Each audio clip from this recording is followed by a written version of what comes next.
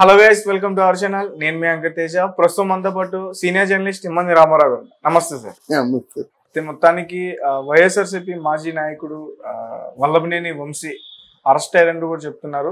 అయితే మరి అది ఎంతవరకు వాస్తవం అనేది తెలియట్లేదు. అలాగే అమెరికా పారిపోయాడని కూడా చెప్పారు మొన్నటి వరకు కూడా. అయితే గన్నవరంలో అరెస్ట్ చేశారని చెప్తున్నారు.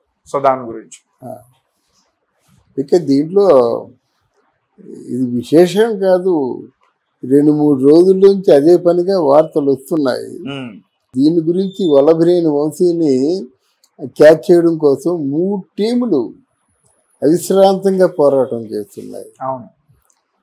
ఎక్కడ దొరకలేడు. ఆ నాచుకు కూడా తెలియదు. పోలీసులకు కూడా ఇది ఒక క్వశ్చన్ మార్క్ గా తయారైంది.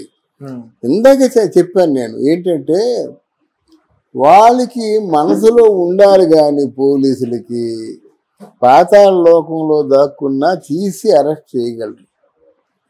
ఒకటి చెప్పా, ఆయన తాలూకు నమ్మకస్తులు ఉంటారండి. ఆయన నమ్మే వాళ్ళు నమ్మకస్తులు ఉంటారు. ఎందుకు కొడాలి నాని ఉన్నాడు, వాడికి నాలుగు తగిలించినట్టు కొడాలి నాని చెప్పడా? ఇప్పుడు ఎవరైనా చెప్పారంటే అత్యంత సన్నిహితులకే తెలుస్తుంది, మిగతా వాళ్ళకి తెలియదు. అలాగే ఈరోజు గన్నవరంలో ఆయన్ని అరెస్ట్ చేయడం అంటే ఇంకో మాట చెప్పదలుచుకున్నాను నేను. లోకేష్ రెడ్ డైరీలో ఉన్న మొట్టమొదటి పేరు ఇదే కావచ్చు.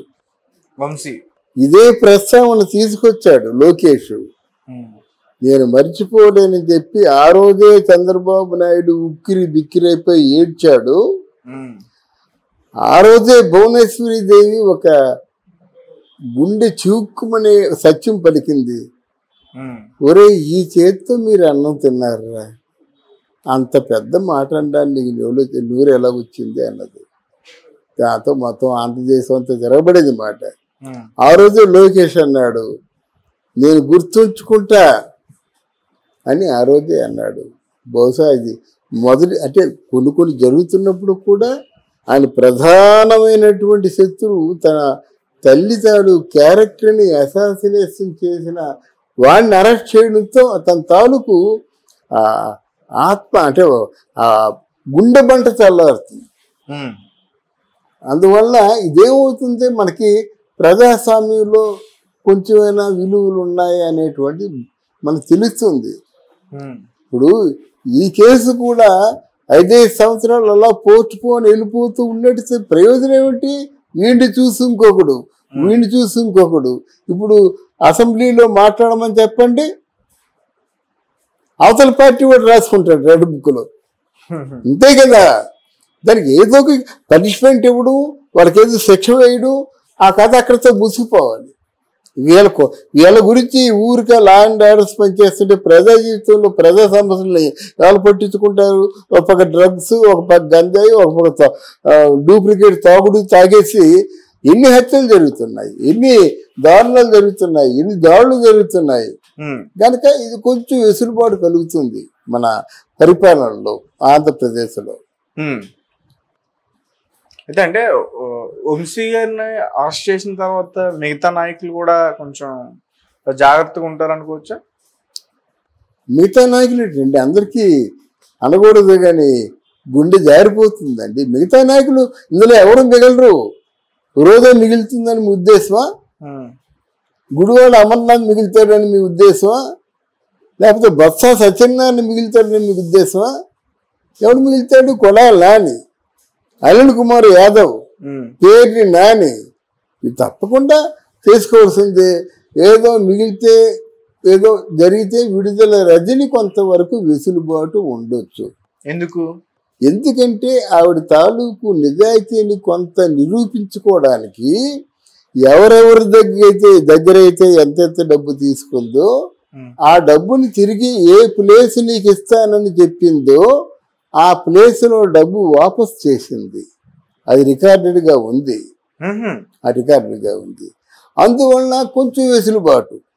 మొత్తం ఎగ్గొట్టేసేవాడు కంటే ఏదో కొంత ఇస్తాననేవాడు గొప్పోడు కదా వాళ్ళ దృష్టితో పోలిస్తే. కానీ వైసీపీ పరిపాలనలో కరడు కట్టినటువంటి నేరస్తులందరికీ శిక్ష తప్పదు. సార్ అలాగే వల్లభనేని వంశీ జూనియర్ ఎన్టీఆర్ కి కొంచెం క్లోజ్ ఫ్రెండ్ అని కూడా చెప్పుకుంటాం. ఆయనే కాదు, కొడాలి నాని గారు కూడా. ఇక ఏ క్లోజ్ ఫ్రెండ్ అయితే ఏం చేస్తారండి, క్లోజ్ ఫ్రెండ్ అనుకునే తెలుగుదేశంలో జాయిన్ అయ్యారు.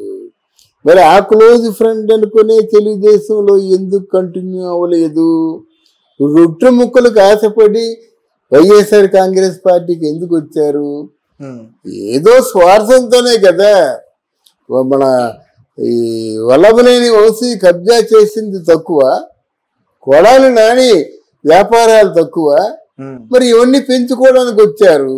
దురాశ దుఃఖాన్ని చేటు, తెలుగుదేశం పార్టీ మీద ఆఫీసు మీద దాడి చేశారు. ఇవన్నీ రికార్డెడ్ గా ఉంటాయి కదండి. ఇప్పుడు ఆయన్ని దేనికి సంబంధించి అరెస్ట్ చేశారు? తెలుగుదేశం పార్టీ దానికి సంబంధించా, లేకపోతే భువనేశ్వర్ గారిని బాధించే మాటలు మాట్లాడినందుక?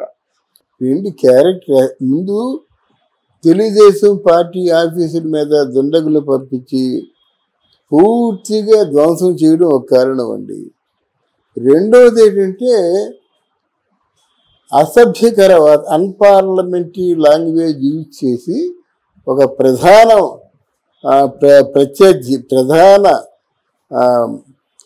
మాజీ ఉప ముఖ్యమంత్రి తాలూకు సతీమణిని అసెంబ్లీలోకి లాగడం